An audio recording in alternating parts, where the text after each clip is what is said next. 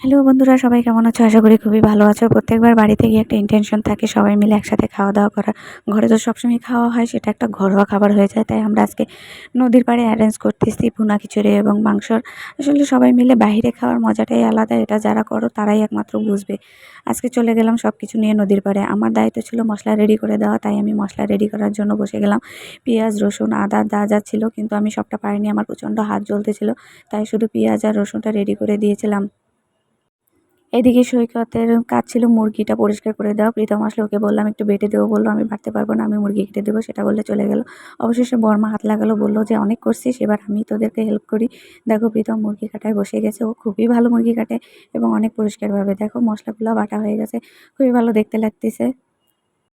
এদিকে দিদিমণিদের বাড়িতে চলে গেছে ড্যাগ নিয়ে আসার জন্য। যেহেতু আমরা অনেকজন খাবো, হাঁড়ি বা কড়াইতে হবে না, তাই ড্যাগ নিয়েতে চলে গিয়েছিল সবাই মিলে।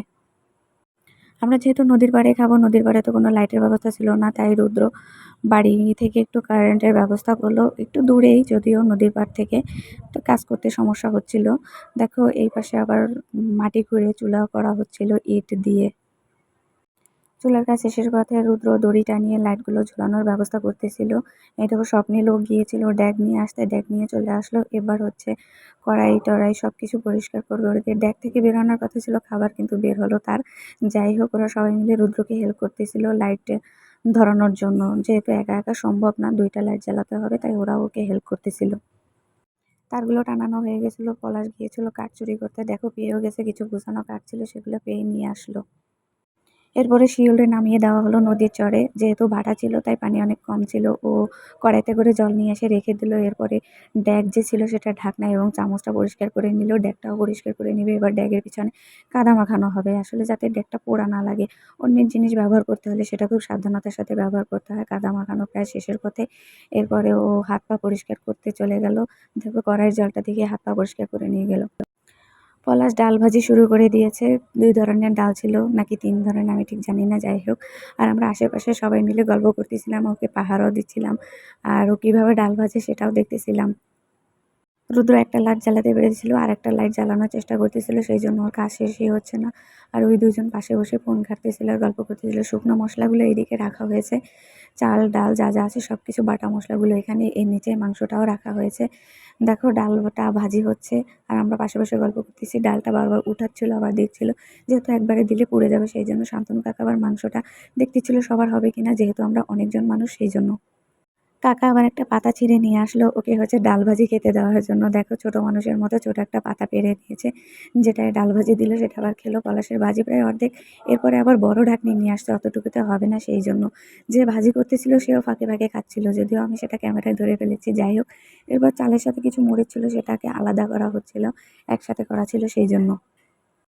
ডালটা ভাজি হয়ে গেছে। এবার চাল আর ডালটা একসাথে মিশিয়ে জলে ভিজিয়ে রাখা হলো। এটা নাকি একটু সময় ভিজিয়ে রাখতে হয়, তাই কিছুটা জল দিয়ে একটু সময় ভিজিয়ে রেখে দিয়েছে। ডেকটা বসিয়ে দিয়ে হয়েছে চুলের উপর। অবশেষে প্রীতমও হাত লাগালো লাইট জ্বালানোর জন্য। এদিকে চাল ধোয়ার কাজ চলতেছে, শান্তনু কাকা সেটার কাজ করতেছে।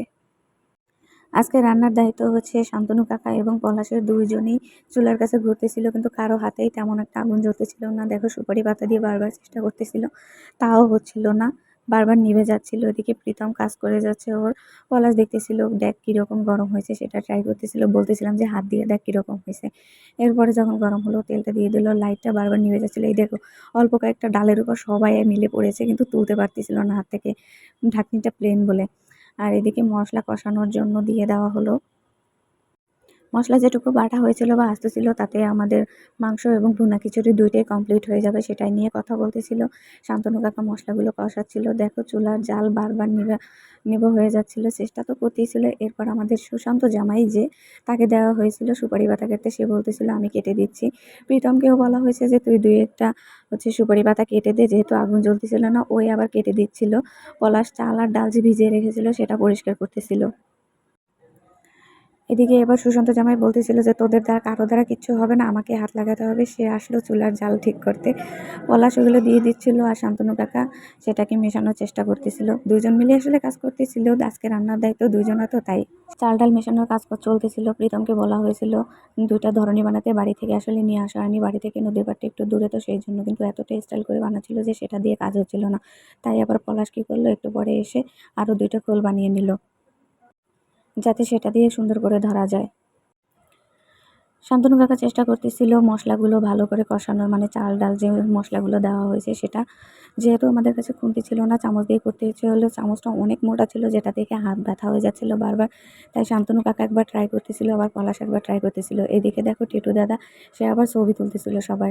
আর এদের অবস্থা দেখো, এরা সবাই বসে গেছে ফ্রি ফায়ার খেলতে। প্রীতম, উৎস, শিউল, যারা যারা আছে সবাই, বাকি সবাই যারা ছিল তারা আরামে বসে গল্প করতেছিল। ওদিকে আমাদের রান্নাও হচ্ছিল, রান্না প্রায় শেষের পথে, এই যে হয়েও গেছে। রুদ্র আর পলাশ তো সে তারা দুজন মিলে রান্নাটা তুলে নিল, মানে খিচুড়িটা, ভুনা খিচুড়িটা খুব সুন্দর গন্ধ ছড়াচ্ছিল, দেখতেও খুবই ভালো লাগছিল। পলাশ আবার সেটাকে মিশিয়ে দিচ্ছিল। মাংস বসানো হয়ে গেছে। এদিকে দেখো রুদ্রটা কোথা থেকে বাতাবি ডাল নিয়ে আসলো, সেটার মাথায় এক টুকরো মাংস গুঁজে বলতেছে আমি বারবিকিউ করবো। চুলাও নিভে গেছে, যেহেতু জামাই নাই, জামাই থাকলে চুলাটা ভালো ছিল। দেখো জামাই আসছে আর চুলাটা জ্বলতেছিল, আর ও বাতাবি ডালের মাথায় করে এক টুকরো মাংস পোড়াচ্ছিল। সেটা আবার ভালো করে মশলা মাখানোর জন্য কি করলো, চুলার উপর যে মাংসের কড়াই ছিল তার মধ্যে ডুবিয়ে নিল। পলাশ শান্তনু কাকাকে লবণ টেস্ট করতে দিয়েছিল। ওদিকে দেখো আরেকজন বারবিকিউ যেটা হচ্ছিল সেটা বারবার লবণ মাখাচ্ছিল, আবার বারবার টেস্টও করতেছিল। আর এদিকে সবাই মিলে ফোন ঘাঁটতেছিল, যার যে বসে আছে। রাত বেজে গেছিল 2টা তখন। কিছু করার নাই, সবারই ক্ষুধা লেগেছিল। তারপর ওইদিকে বারবিকিউ দেখো হয়ে গেছে, সেটা আবার ছবিও তুলতেছিল। খেয়ে বলতেছিল যে খুব একটা ভালো লাগতেছে না। তাকে দেওয়া হয়েছিল টেস্ট করতে, সে একটা বড় বাটি নিয়ে বসছে। বলতেছে এইটুকু বাটিতে এক টুকরা মাংস দিলে হয় নাকি, দেওয়া উচিত আরও। মাংসটা হয়ে গেছে, পলাশ সেটাকে আবার বোলের মধ্যে রাখতেছিল, যেহেতু আমরা এখন খাবো। 2টার অনেক বেশি বেজে গেছে। সবাই মিলে খাবারের জন্য ওয়েট করতেছিলাম, আবার দেখতেছিলাম যে কে কোন অবস্থায় আছে। দেখো সবাই ঝিমিয়ে গেছে, 2:30টার মতো বেজে গেছিল তো তাই। এদিকে রুদ্র তার বারবিকিউ খাওয়া শেষ করে সে একটা চামচে আবার মাংস নিয়ে বসলো টেস্ট করার জন্য। তারপরে সবাইকে প্লেট দেওয়া হয়ে গেছিলো। বাড়িতে থেকে আসলে আমরা প্লেট কিছু নিয়ে আসি না, তাই জন্য ওয়ান টাইম নিয়ে আসছি। ওয়ান টাইমে আমরা সবাই মিলে খাবো। জল টল সব কিছু বাড়ি থেকে নিয়ে আসা হয়ে গেছিলো। সমস্যা হচ্ছিলো চেয়ার নিয়ে, আসলে চেয়ারে বসলেই প্লেট ধরা যাবে না, প্লেট ধরলে আবার চেয়ারে বসতে সমস্যা। দেখো খাবারগুলোর কালার এবং গন্ধ দুটিই সুন্দর ছিল, খেতেও খুবই ভালো হয়েছিল। শান্তনু কাকা, পলাশ দুজন মিলে রান্না করছে, রান্না খুবই অসাধারণ হয়েছে। যাই হোক, খাবারের টেস্ট কখনো বলে বোঝানো যায় না, সেটা একমাত্র খেলেই বোঝা যায়। একে একে সবাইকে খাবার দেওয়া হয়ে গেছিলো। প্লেটের অবস্থা তো দেখতেই পাচ্ছ, চেয়ারে বসে এক একজন, এই দেখো এ কী করছে, হাতে ধরতে পারবে না সেজন্য নিচে আবার পাতা দিয়ে নিয়েছে।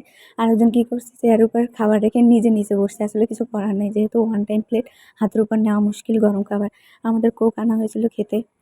কোকটা খাওয়ার আগে অনেকবার বলা হয়েছিল ডেট দেখতে, কিন্তু কেউই ডেট দেখেনি। 2 লিটার কোকের যখন 1.5 লিটার খাওয়া হয়ে গেছে, তখন আমরা দেখি ডেটটা অলরেডি 4 মাস আগে শেষ হয়ে গেছে। তাই সবাই টেনশনে ছিল যে কী হবে, আর এটা নিয়ে আর কি সালিশি-টালিশ হবে। এদিকে প্রীতমকে সবকিছু রেডি করে দেওয়া হয়েছিল যারা আসেনি তাদের জন্য।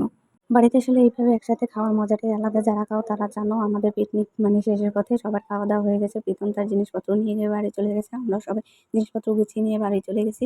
সবাই ভালো থেকো, সুস্থ থেকো, টাটা।